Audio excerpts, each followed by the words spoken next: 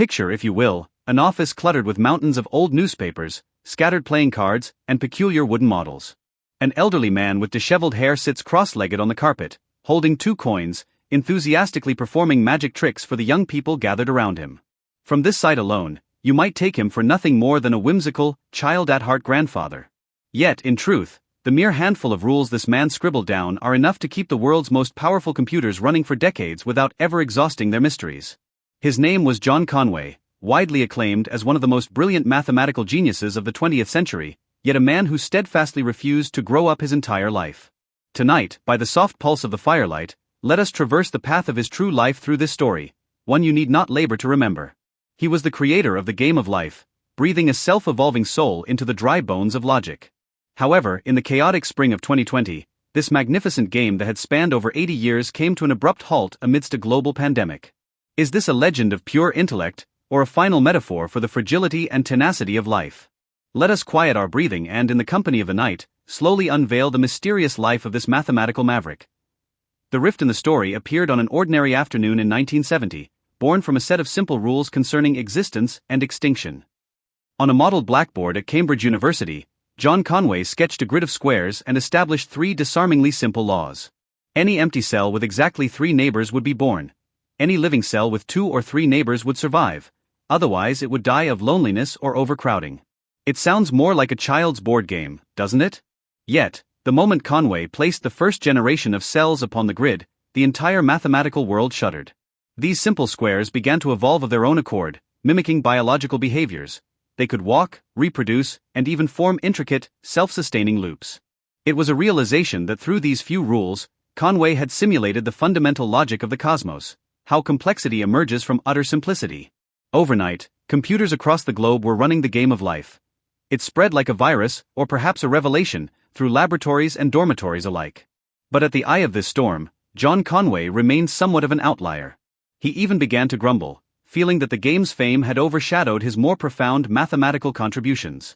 He was always thus. When the world cheered for one of his inventions, he had already picked up his box of toys and hurried toward the next uncharted mathematical maze. In truth, John Conway's devotion to mathematics was never about the conventional accolades of the secular world. It sprang from a pure, almost ludic joy.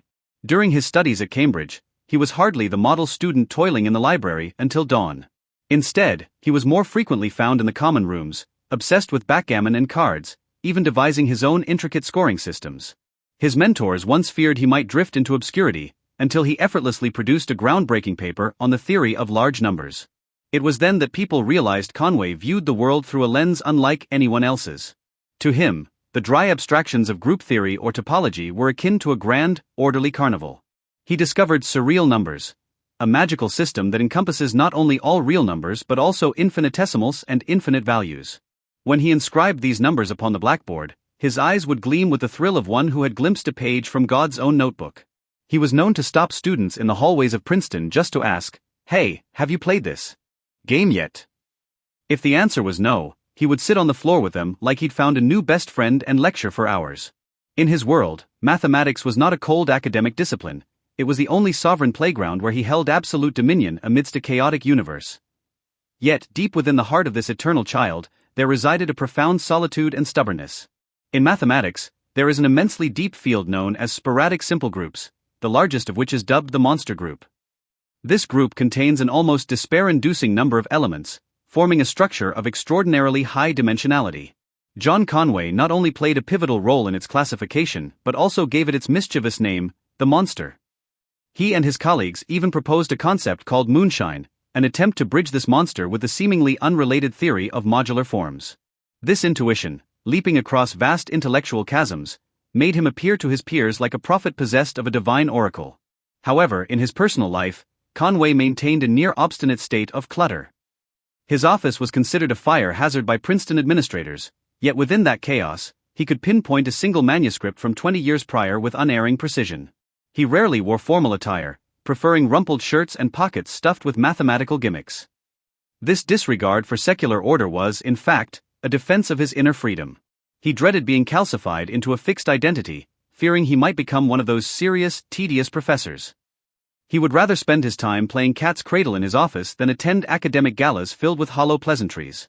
This solitary lucidity allowed him to catch, at a single glance, the purest slivers of mathematical beauty within the most tangled webs of logic.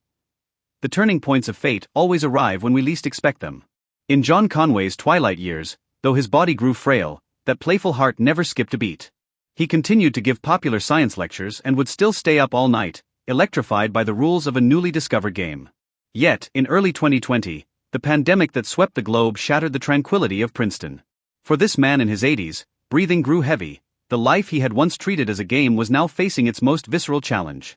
In his final days, he maintained his sense of humor. Even in a hospital bed, he was likely still deducing some probabilistic logic. On April 11th, after only 3 days of fever, the man who had spent his life calculating the evolution of life quietly departed this world. As the news spread, mathematicians across the planet spontaneously began running the game of life on their screens. Those flickering squares, jumping, colliding, and vanishing, served as a grand silent funeral for their creator. His departure was so abrupt that he left no formal last words. But perhaps for Conway, the absence of a final testament was the perfect summary of his playful existence. The game is over, but I had a marvelous time playing. When we look back upon the life of John Conway tonight, it is impossible not to be moved by his lightness of spirit.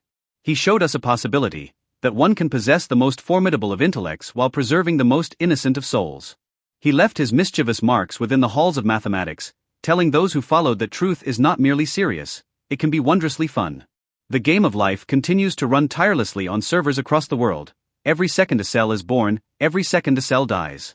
This is perhaps the greatest solace Conway left us, that life itself is a miracle woven from simple rules. Our story for tonight has ended. I hope what this mathematical maverick has given you is not a sigh of sorrow, but a rare sense of equanimity. In this tranquil moment, may you also lay down your heavy burdens and, like Conway, view the twists and turns of the past with the eyes of a player. Now, let your breath become as gentle as a spring breeze, and sink into a dreamland of your own, filled with marvelous rules. Do not fret for the future, nor dwell upon the past. Your peace in this moment is the most beautiful formula in the universe.